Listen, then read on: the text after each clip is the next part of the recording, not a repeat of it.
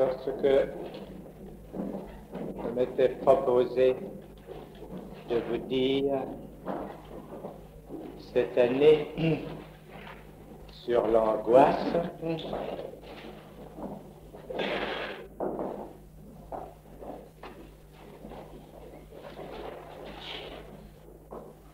j'en marquerai la limite et la fonction, indiquant par là où j'entends que se continue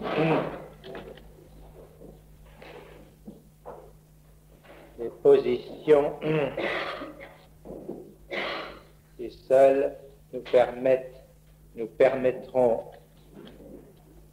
s'il se peut, de boucler ce qu'il en est de notre rôle d'analyste.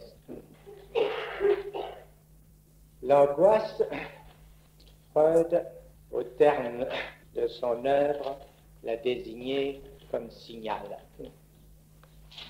Il l'a désignée comme signal distinct de l'effet de la situation traumatique. Signal articulé à ce qu'il appelle danger. Le mot danger, pour lui, est lié à la fonction, à la notion, il faut bien le dire, non élucidée, de danger vital. Ce que j'aurais pour vous cette année articulé d'original, c'est la précision sur ce qu'est ce danger. Ce danger, c'est, conformément à l'indication freudienne, mais plus précisément articulé, ce qui est lié au caractère de cession, C-E-2-S-I-O-N, du moment constitutif de l'objet petit a.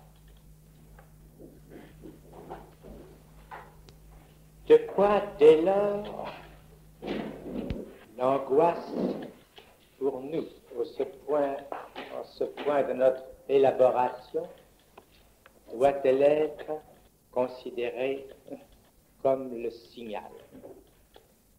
Ici encore, nous articulerons autrement que Freud ce moment de fonction de l'angoisse est antérieur à cette cession de l'objet, car l'expérience nous interdit de ne pas, comme la nécessité même de son articulation y oblige Freud, situer quelque chose de plus primitif que l'articulation de la situation de danger dès lors que nous la définissons comme nous venons de le faire, à un niveau, à un moment antérieur à cette cession de l'objet. L'angoisse, ai-je annoncé pour vous d'abord, et dès le séminaire d'il y a 2 ans, l'angoisse se manifeste sensiblement dès le premier abord comme se rapportant d'une façon complexe au désir de l'autre.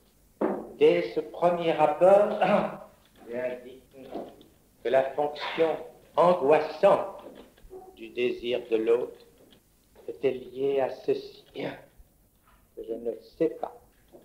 Quel objet, petit a, je suis pour ce désir? J'accentuerai aujourd'hui que ceci ne s'articule pleinement, ne prend forme exemplaire qu'à ce que j'ai appelé, désigné ici en signe au tableau, le 4e niveau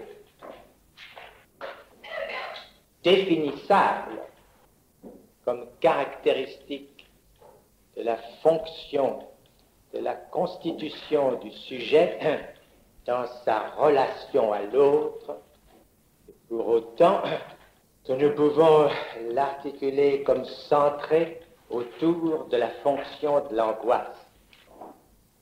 Là seulement, la plénitude spécifique, par quoi le désir humain est fonction du désir de l'autre, là seulement, à ce niveau, cette forme est remplie. L'angoisse, vous ai-je dit, il y est lié à ceci, que je ne sais pas quel objet, petit a, je suis pour le désir de l'autre. Mais ceci, en fin de compte, n'est lié qu'au niveau où je puis en donner cette fable exemplaire, où l'autre serait un radicalement autre. Serait cette menthe religieuse d'un désir vorace, à quoi rien ne me lie de facteur commun.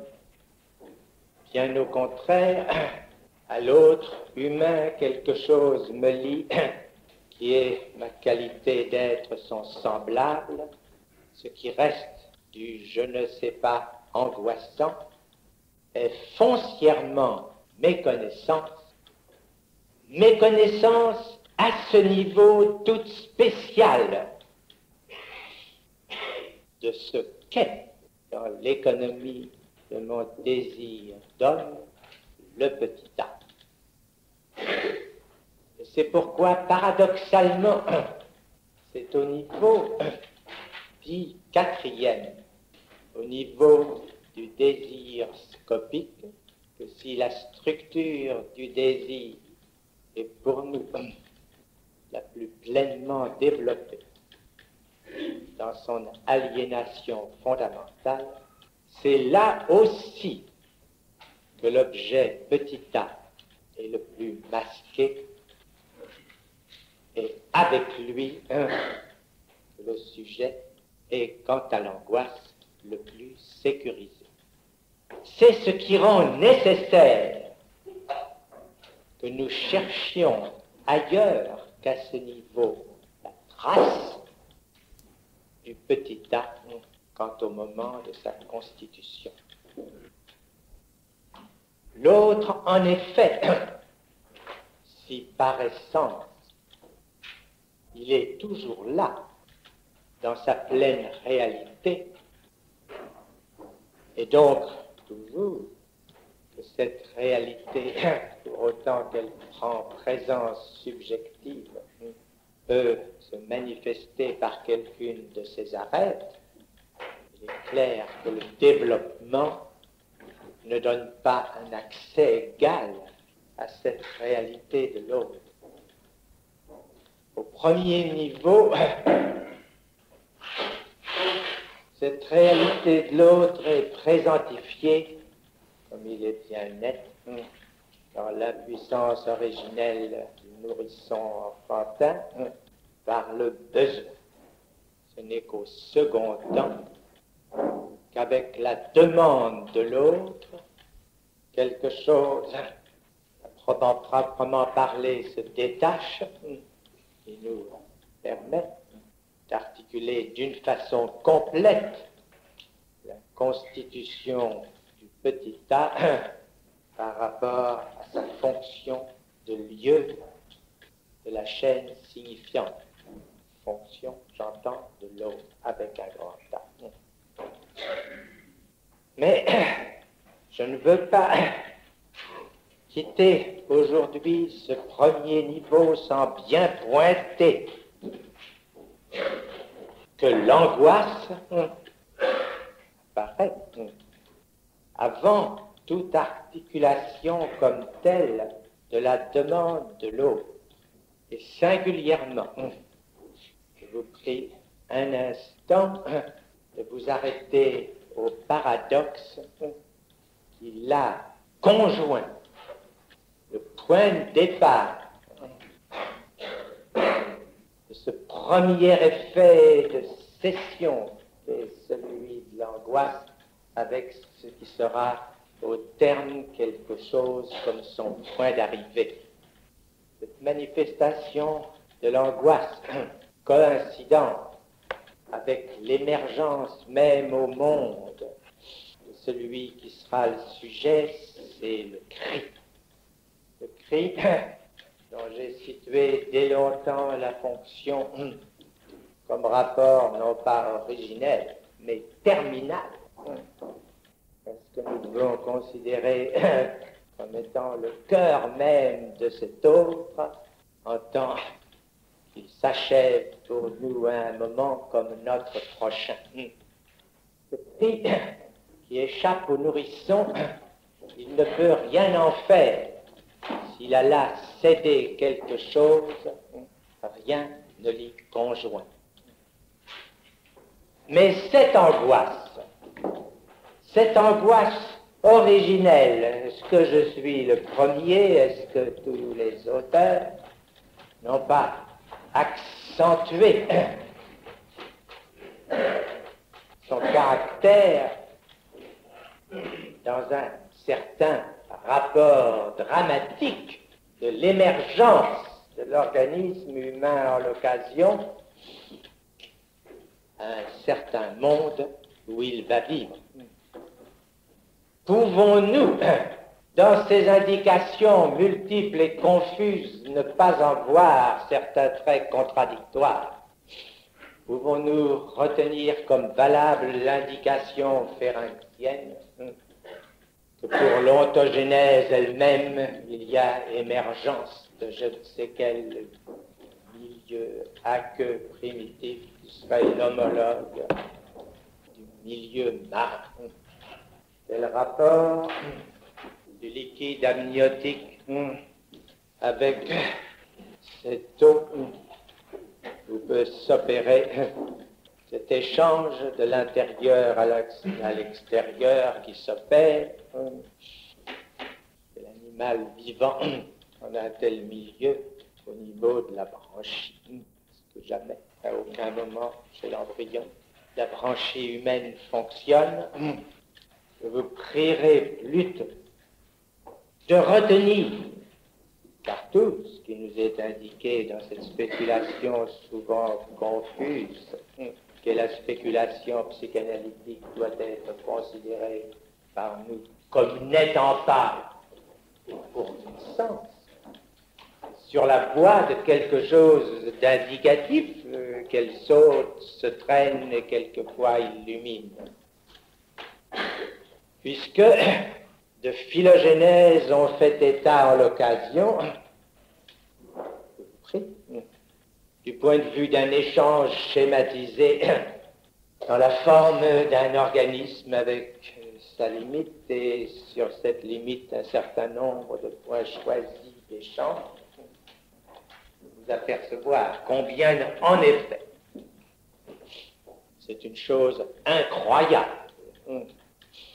Tant est que le schéma vital de l'échange basal est effectivement fait de la fonction de cette paroi, de cette limite, de cette osmose entre un milieu extérieur et un milieu intérieur entre lesquels il doit y avoir un facteur commun, de considérer l'étrangeté de ce saut par quoi les êtres vivants sont sortis de leur milieu primitif, sont passés à cette ère avec un organe dont, oui, consultez là-dessus les livres d'embryologie, on ne peut qu'être frappé par le caractère, dans le développement, de néoformation, si l'on peut dire, arbitraire. Il y a autant d'étrangeté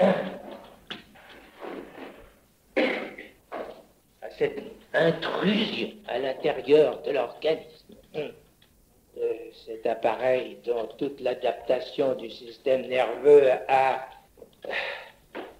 longuement s'accommoder avant que ça fonctionne vraiment comme une bonne pompe.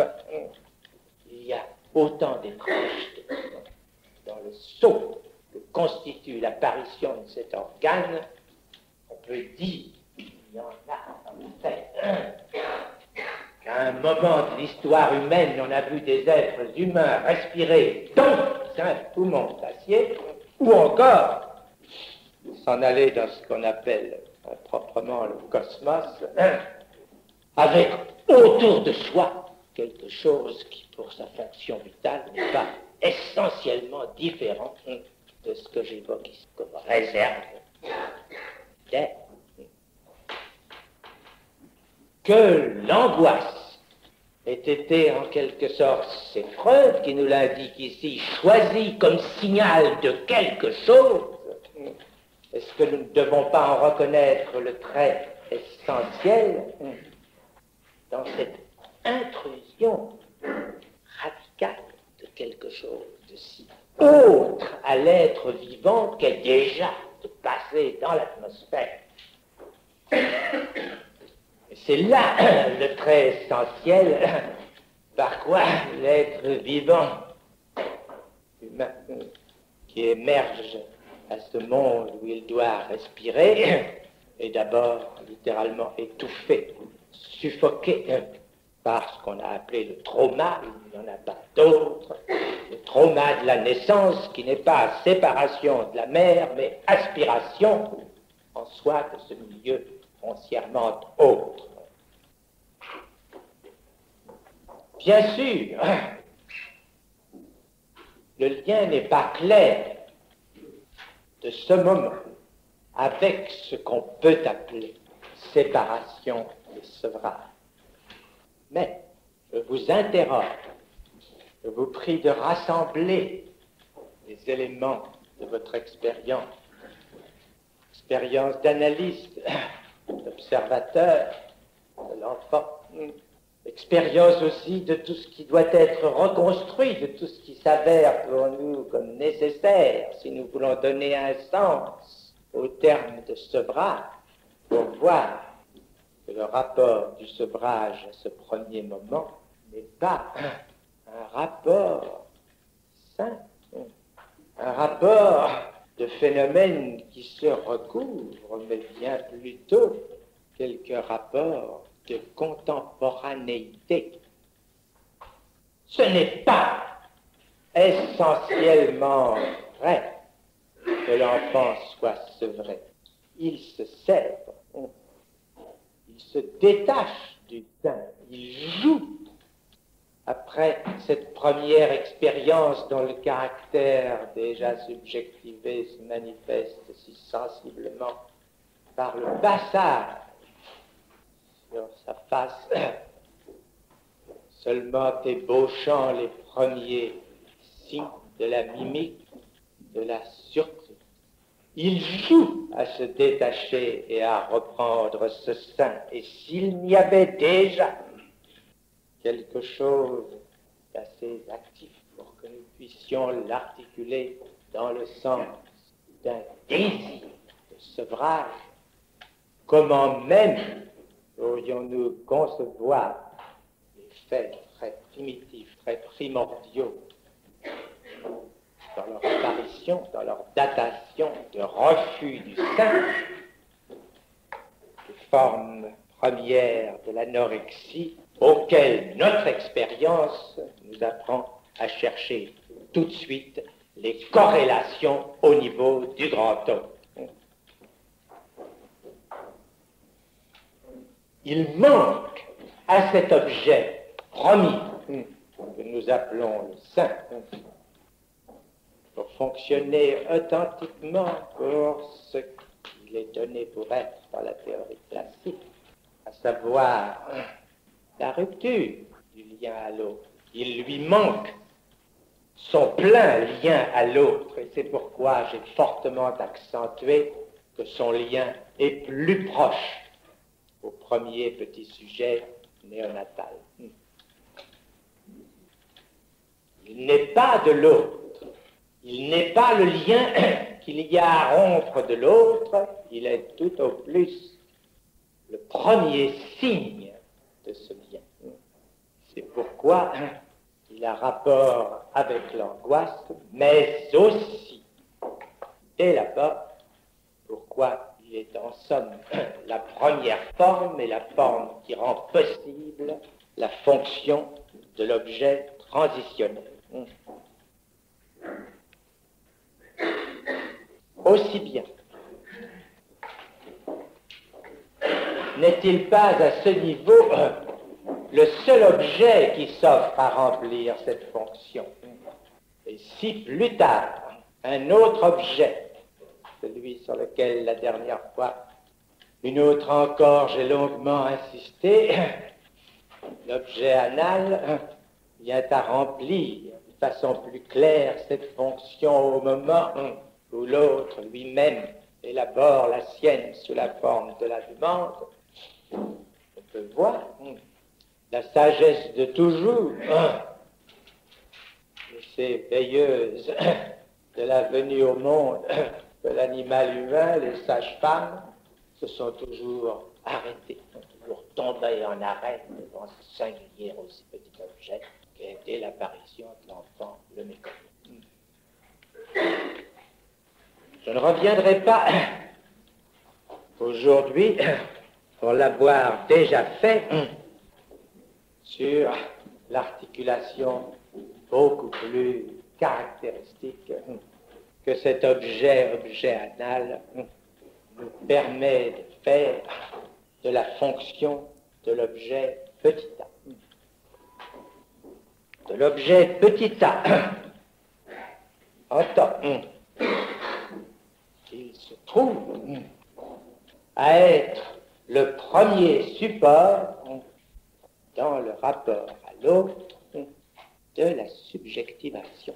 Je veux dire ce en quoi, ce par quoi le sujet est requis d'abord par l'autre de se manifester comme sujet, et sujet de plein droit, comme sujet qui déjà ici a donné ce qu'il est, en tant que ce passage, cette entrée dans le monde de ce qu'il est, ne peut être que comme reste, comme irréductible par rapport à ce qui lui est imposé de l'empreinte symbolique.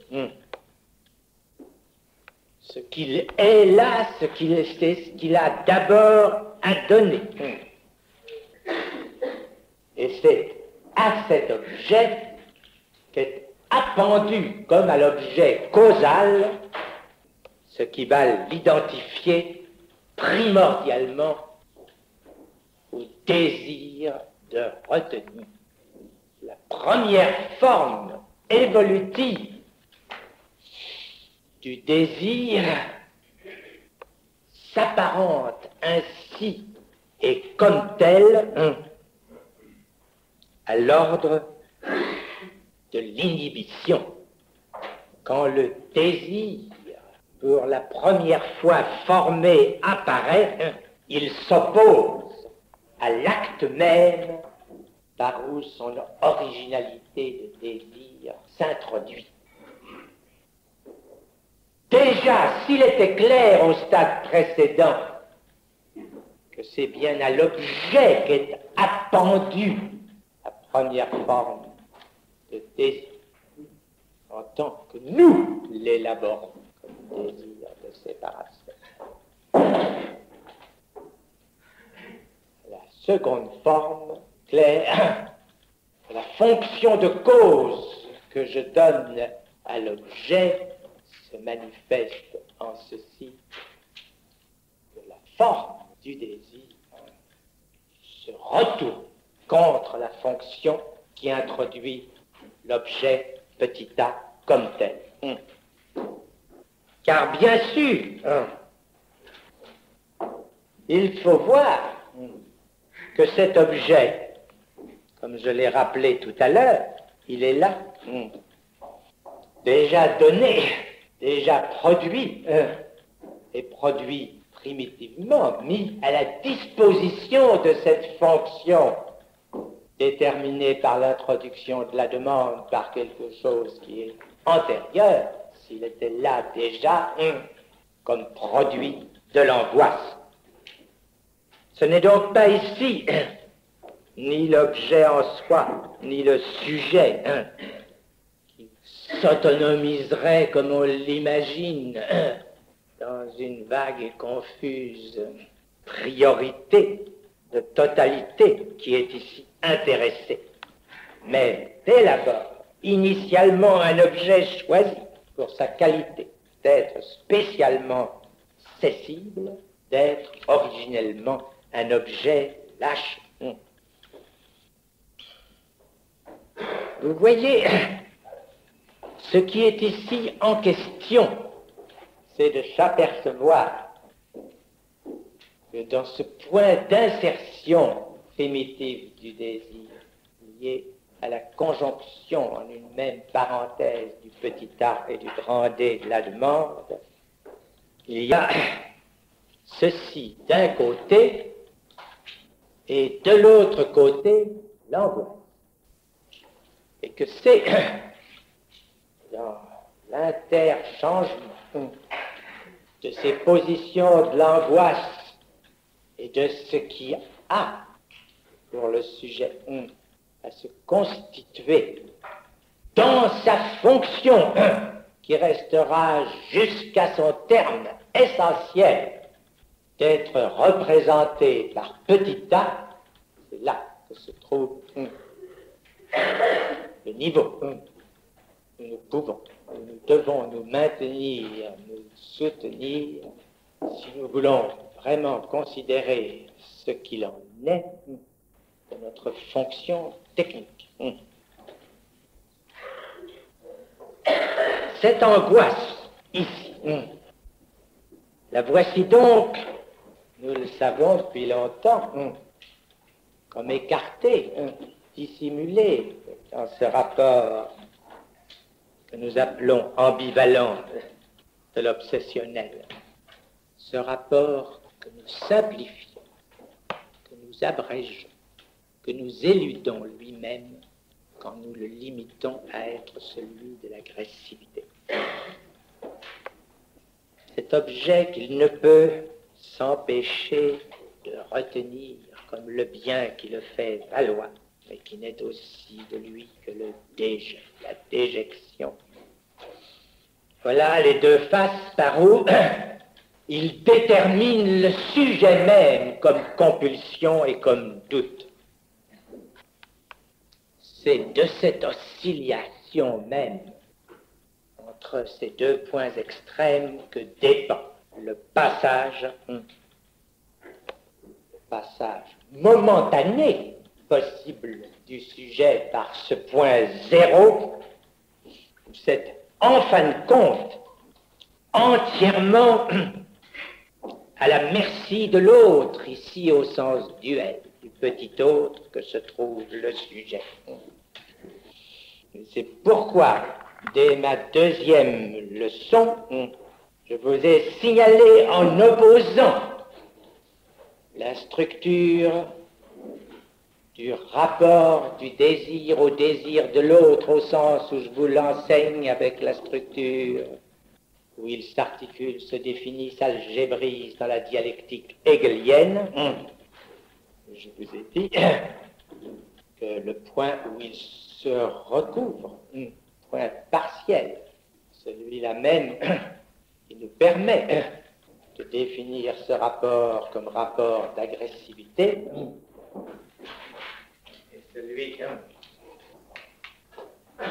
définissait sa formule au point où nous égalons à zéro le moment que l'on entend au sens physique de ce désir, c'est-à-dire de ce que j'ai écrit ici, D de petit a, autrement dit, désir en tant que déterminé par le premier objet caractéristiquement cessible.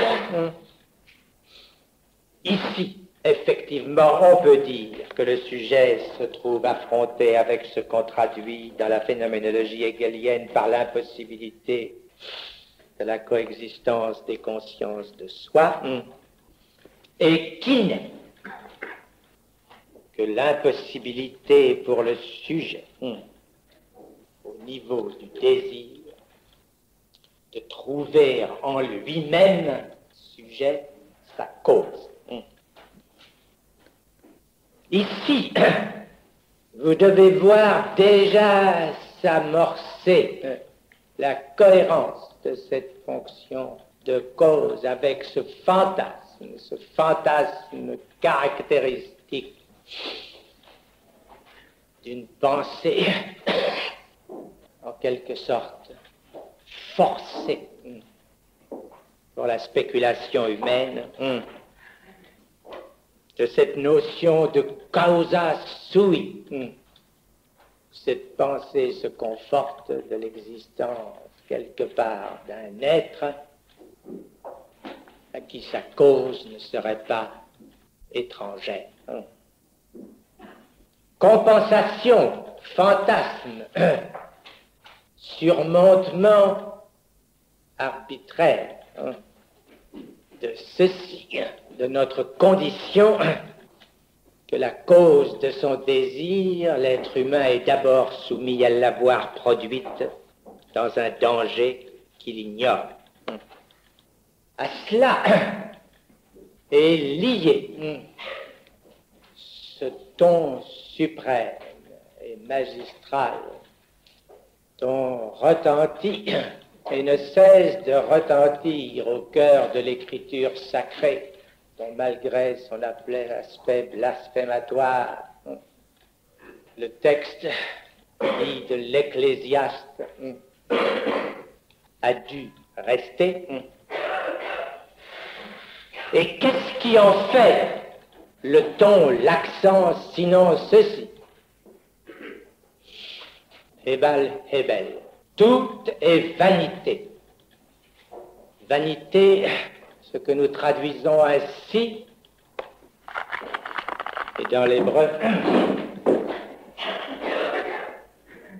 ceci dont je vous écris les 3 lettres radicales, et qui veut dire vent, haleine encore, si vous voulez, buée, chose qui s'efface, qui nous ramène à une ambiguïté, je crois, plus légitime ici à évoquer concernant ce que peut avoir de plus abject ce souffle que tout ce que Jones a cru devoir élaborer à propos de la conception de la Madone par l'oreille.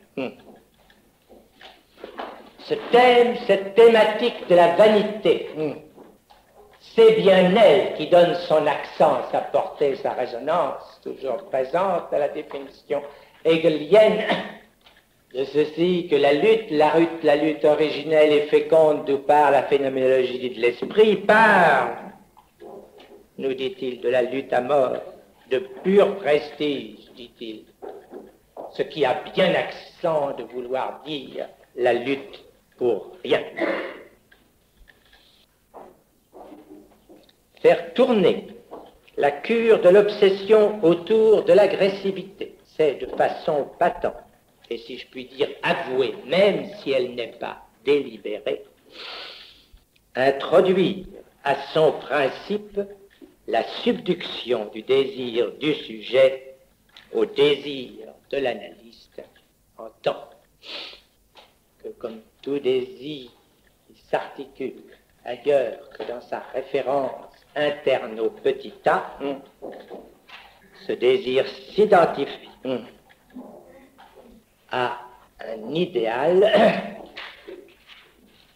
auquel, d'une façon obligée, sera courbé le désir du patient, pour autant que cet idéal est la position que l'analyste a obtenue ou cru obtenir à l'endroit de la réalité. Or, à petit a dont il s'agit ainsi marqué comme cause du désir, n'est pas cette vanité ni ce déchet. S'il est bien dans sa fonction ce que j'articule, à savoir cet objet défini comme un reste, comme ce qui est irréductible à la symbolisation au lieu de l'autre, qui en dépend certes, car autrement, comment se constituerait ce reste si petit a est l'unique de l'existence en tant qu'elle se fait valoir? Non pas, comme on l'a dit, dans sa facticité, car cette facticité ne se situe que de sa référence à une prétendue et mythique nécessité noétique, qui serait posée elle-même comme la référence première. Il n'y a nulle facticité dans ce reste où s'enracine le désir qui, plus ou moins, arrivera à culminer dans l'existence. La sévérité, plus ou moins poussée de sa réduction, à savoir de ce qu'il fait irréductible, et où chacun peut reconnaître le niveau exact où il s'est haussé au lieu de l'autre, voilà ce qui se définit dans ce dialogue qui se joue sur une scène. Tout principe de ce désir, après y être monté, à en retomber à travers l'épreuve de ce qu'il y aura laissé dans un rapport de tragédie ou de comédie plus souvent. Il s'y joue bien sûr en tant que rôle, mais ce n'est pas le rôle qui compte. Et cela, nous le savons tous, d'expérience et de certitude intérieure, c'est ce qui, au-delà de ce rôle, reste précaire et livré sans doute, car je suis à jamais l'objet cessible, et comme chacun sait de nos jours, l'objet d'échange. Mais cet objet est le principe qui me fait désirer, qui me fait désirant d'un manque, qui n'est pas un manque du sujet, mais un défaut fait à la jouissance qui se situe au niveau de l'autre. Et c'est en cela que toute fonction du petit a ne se réfère qu'à cette béance centrale qui sépare au niveau sexuel le désir du lieu de la jouissance, qui nous condamne à cette nécessité qui veut que la jouissance ne soit pas de nature pour nous promise au désir, que le désir ne peut faire que d'aller à sa rencontre, que pour la rencontrer, le désir ne doit pas seulement comprendre, mais franchir le fantasme même qui le soutient et le construit. Ceci, nous avons découvert comme cette butée qui s'appelle angoisse de castration, disons-nous, mais pourquoi pas désir de castration, jusqu'au manque central qui disjoint le désir de la jouissance, là aussi, un désir est suspendu dont la menace pour chacun n'est fait que de sa reconnaissance dans le désir de l'autre. À la limite, l'autre, quel qu'il soit, dans le fantasme, paraît être le châtre, l'agent de la castration. Assurément, ici, les positions sont différentes. Et l'on peut dire que pour la femme, la position est plus confortable. L'affaire est déjà faite, et c'est bien ce qui fait son lien bien plus spécial au désir de l'autre.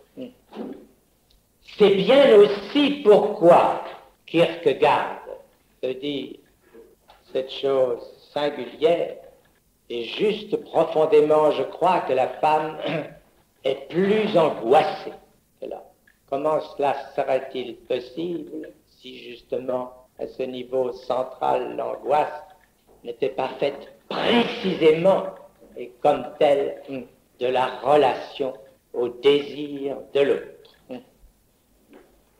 Le désir, en tant qu'il est désir de désir, c'est-à-dire tentation, c'est là qu'en son cœur, il nous ramène à cette angoisse dans sa fonction la plus originelle. L'angoisse au niveau de la castration représente l'autre si la rencontre du fléchissement de l'appareil nous donne ici l'objet sous la forme d'une carence. Ai-je besoin de rappeler ce qui, dans la tradition analytique, ici confirme ce que je suis en train d'articuler? Qui est celui qui nous donne d'abord l'exemple de la castration attirée, assumée, désirée comme telle, sinon Édipe? Édipe n'est pas d'abord le père. C'est ce que j'ai voulu dire depuis longtemps en faisant remarquer ironiquement qu'Édipe n'aurait su avoir un complexe d'Édipe.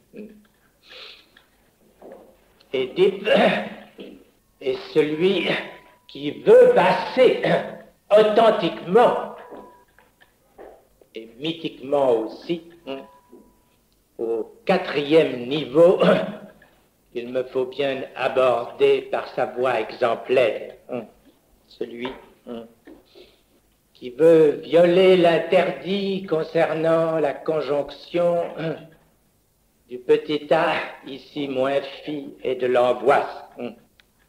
Celui qui veut voir ce qu'il y a au-delà de la satisfaction réussie, elle, de son désir.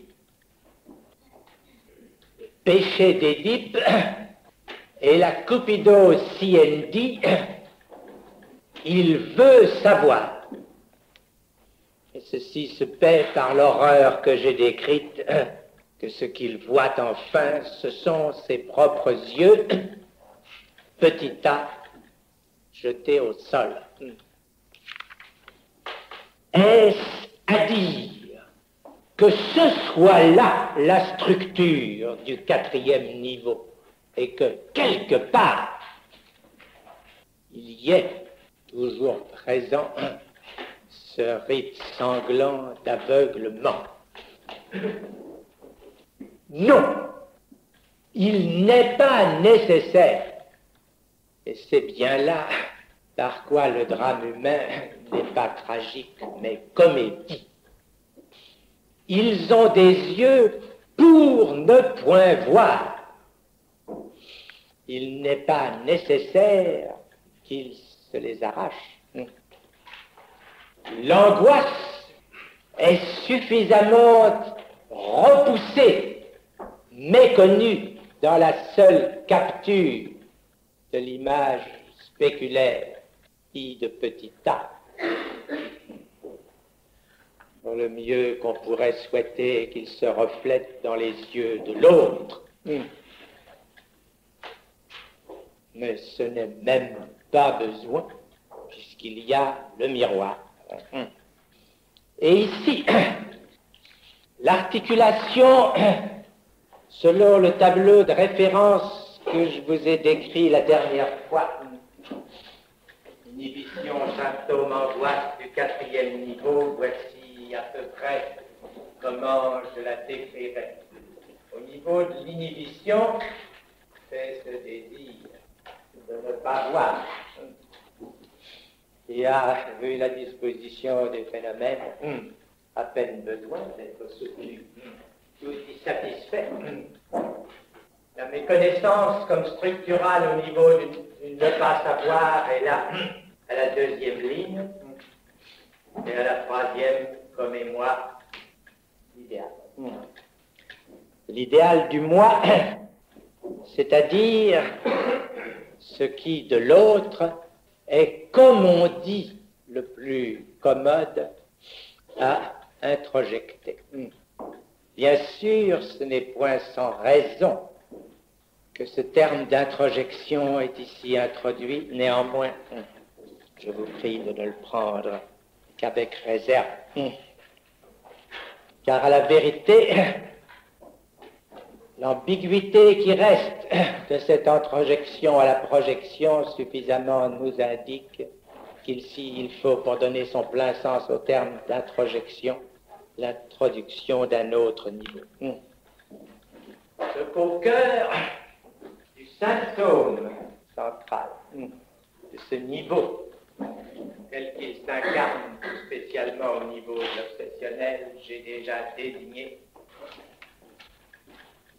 c'est le fantasme de la toute-puissance, corrélatif de l'impuissance fondamentale à soutenir ce désir de ne pas voir. Ici, ce que nous mettrons au niveau de l'acting out, c'est la fonction du deuil, pour autant que je vais à l'instant vous prier d'y reconnaître ce qu'au cours d'une année passée, je vous ai appris à y voir d'une structure fondamentale de la constitution du désir.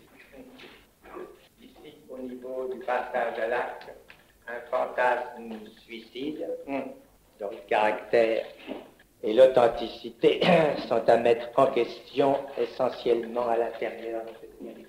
Si l'angoisse toujours, en tant qu'elle est masquée, ici, au niveau de l'embarras, ce que nous appellerons légitimement, car je ne sais pas, si l'on se rend bien compte de l'audace qu'apporte Kierkegaard en parlant de concept d'angoisse, qu'est-ce que ça peut vouloir dire, sinon l'affirmation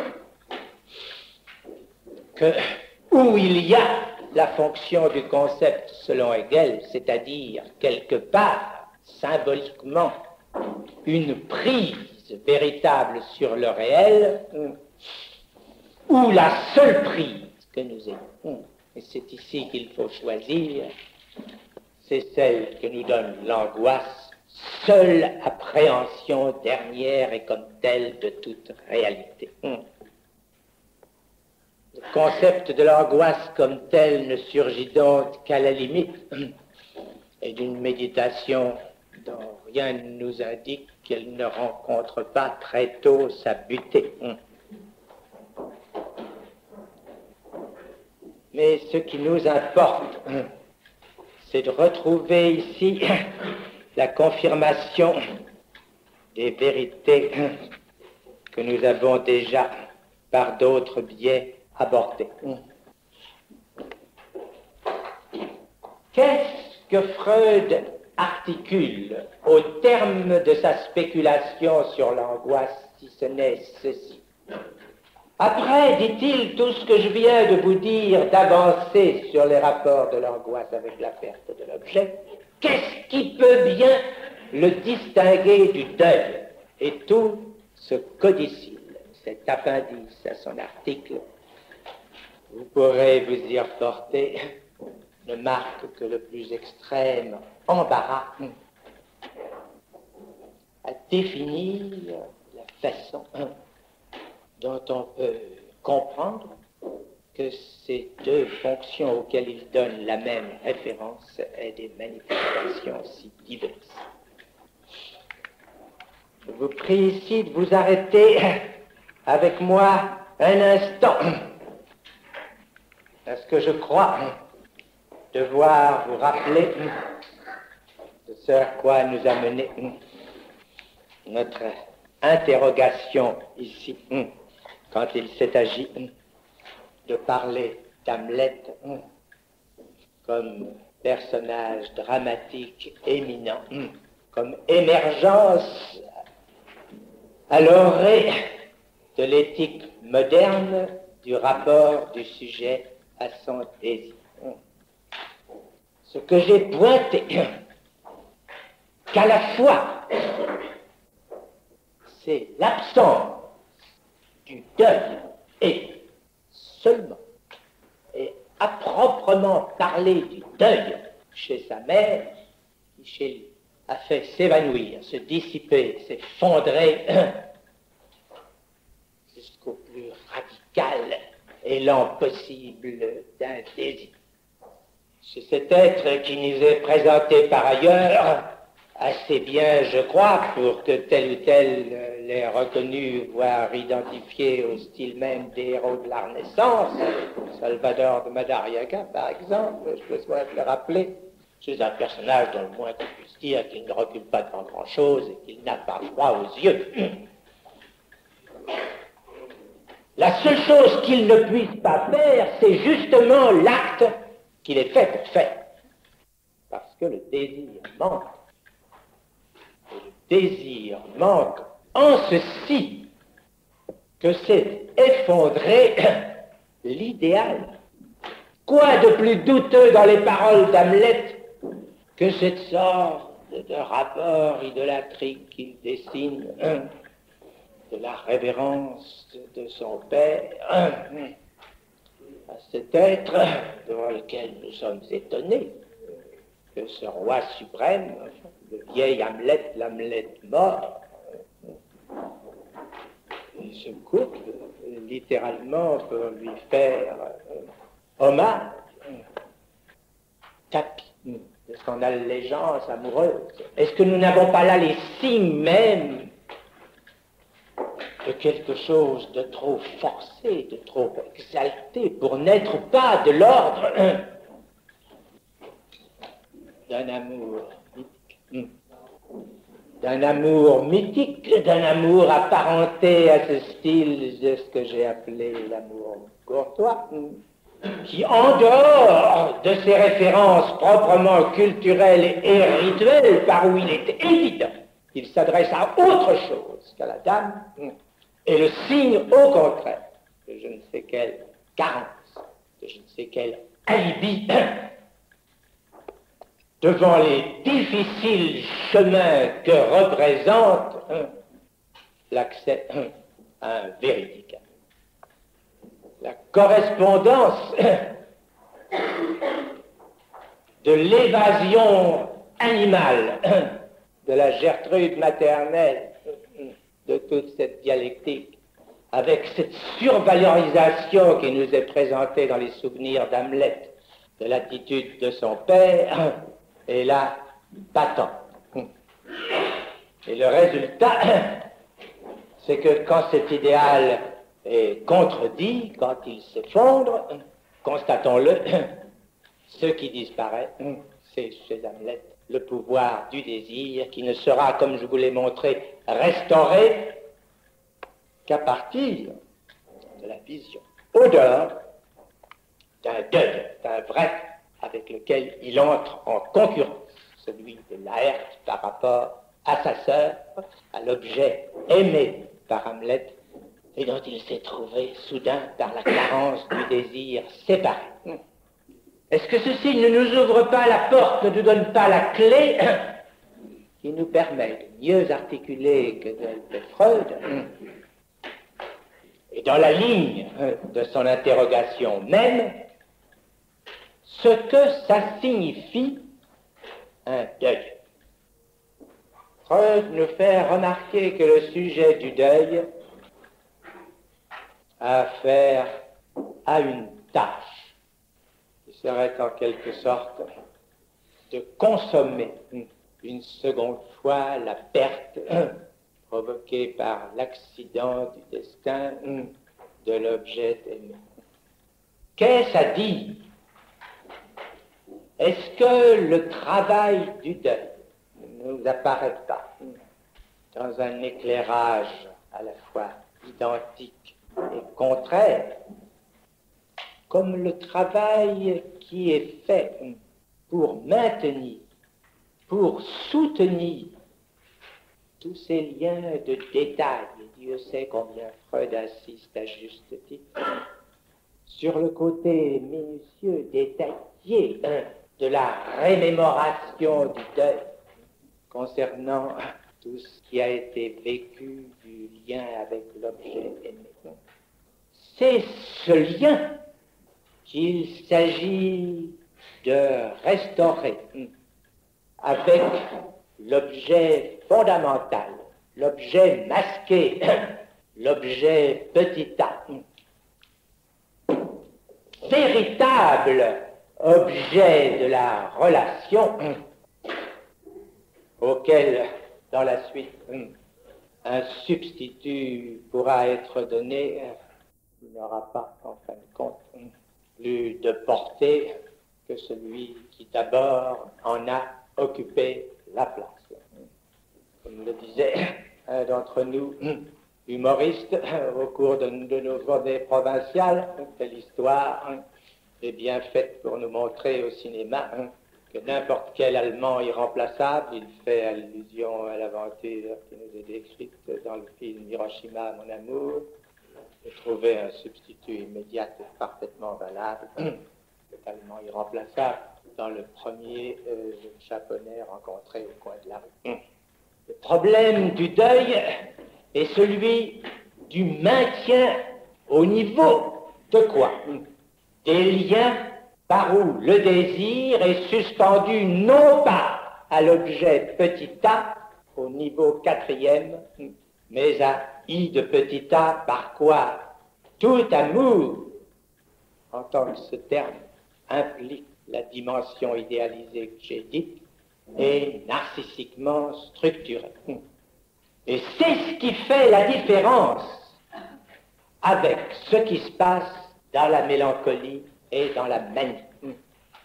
Si nous ne distinguons pas l'objet petit a du i de petit a, nous ne pouvons pas concevoir ce que Freud, dans la même note, rappelle et articule puissamment, ainsi que dans l'article bien connu sur deuil et mélancolie, sur la différence radicale qu'il y a entre mélancolie et deuil.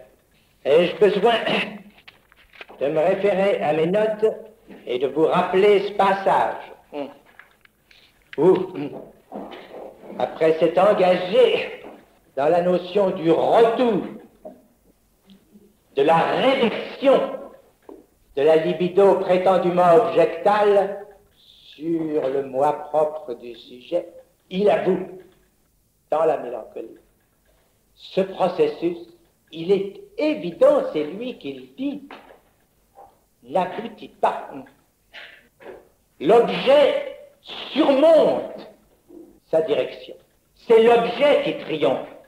Et parce que c'est autre chose que ce dont il s'agit comme retour de la libido dans le deuil, c'est aussi pour cela que tout le processus, que toute la dialectique s'édifie autrement, à savoir que cet objet petit a, Freud nous dit qu'il faut alors, et pourquoi dans ce cas je le laisse ici de côté, qu'il faut alors que le sujet s'explique, mais que comme cet objet petit a est d'habitude masqué derrière le i de petit a du narcissisme, que le i de petit a du narcissisme est là pour qu'au quatrième niveau le petit a soit masqué, méconnu dans son essence, c'est là qui nécessite pour le mélancolie de passer, si je puis dire, au travers de sa propre image et l'attaquant d'abord de pouvoir atteindre dans cet objet petit a qui le transcende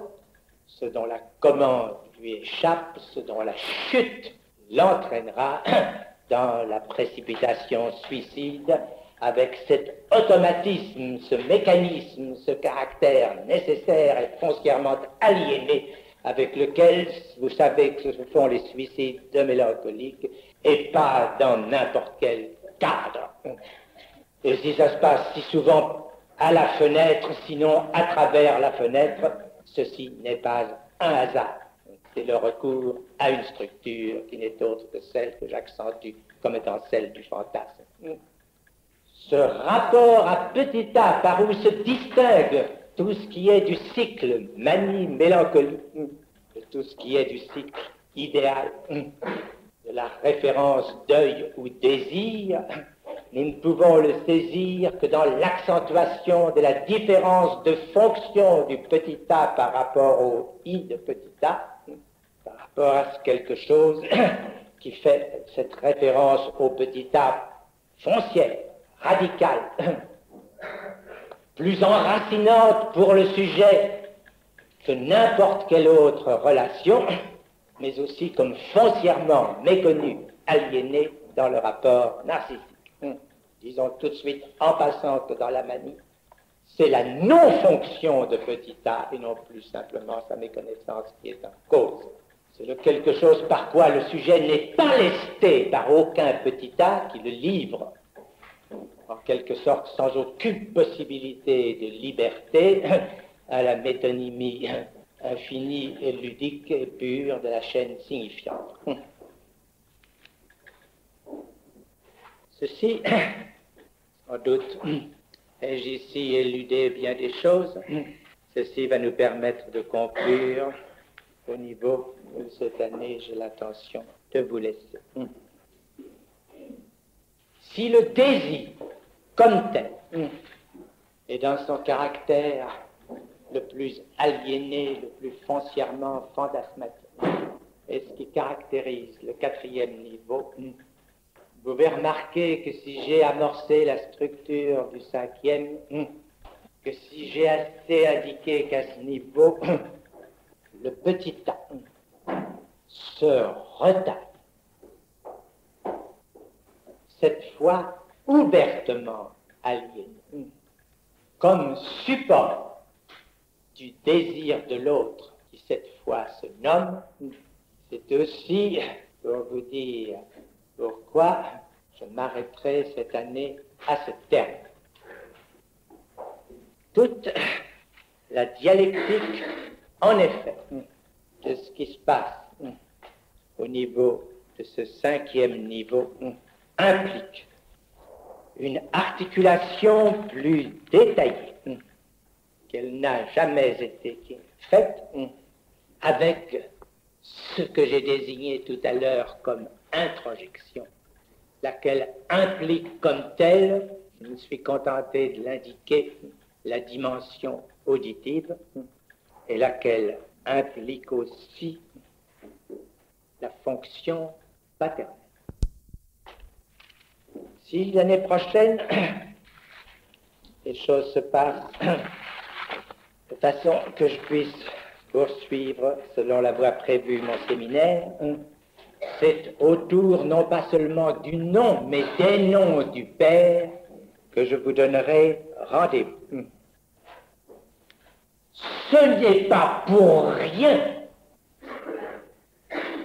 que dans le mythe freudien, le Père intervient de la façon la plus évidemment mythique comme étant celui dont le désir submerge, écrase, s'impose à tous les autres. Est-ce qu'il n'y a pas là une contradiction évidente avec ce fait évidemment donné par l'expérience que par sa voix? C'est justement toute autre chose qui s'opère, à savoir la normalisation du désir dans les voies de la loi. Mais est-ce là tout? La nécessité même, à côté de ce qui nous est ici tracé, représenté, rendu sensible par l'expérience et jusque par les faits maintes fois pointés par nous de la carence de la fonction du Père, est-ce que la nécessité du maintien du mythe n'attire pas notre attention sur autre chose, sur la nécessité de l'articulation, de l'appui, du maintien d'une fonction qui est celle-ci, qui est que le Père, dans la manifestation de son désir, sait, lui, à quel petit a ce désir se réfère.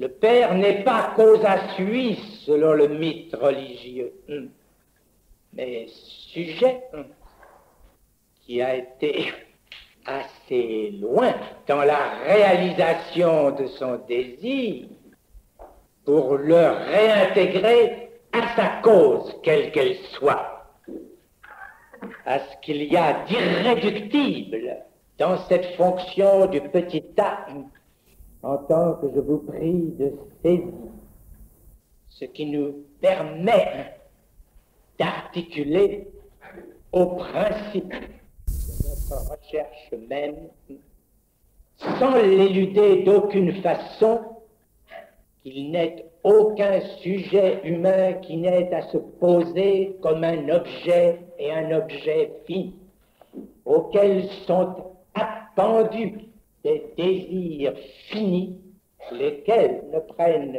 l'apparence de s'infinitiser que pour autant qu'à s'évader les uns des autres toujours plus loin de leur centre, ils portent le sujet toujours plus loin de toute réalisation authentique.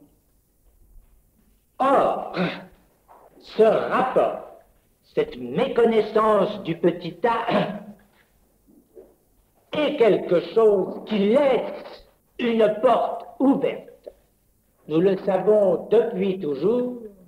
Il n'y a même pas eu besoin de l'analyse pour nous le montrer, puisque j'ai cru pouvoir vous le montrer dans un dialogue de Platon, le banquet. L'objet petit a, en tant qu'au terme sans doute jamais achevé, il est notre existence la plus radicale, qu'il est la seule voie dans laquelle le désir puisse nous livrer ce en quoi nous aurons nous-mêmes à nous reconnaître. Cet objet petit a est assitué comme tel dans le champ de l'autre, et non seulement il est à y être situé, mais il y est situé par chacun et par tous, et c'est cela qu'on appelle la possibilité de transfert. L'interprétation que nous donnons porte toujours sur le plus ou moins de dépendance des désirs les uns par rapport aux autres. Mais ce n'est pas l'affrontement à l'angoisse. Il n'y a de surmontement de l'angoisse que quand l'autre s'est nommé. Il n'y a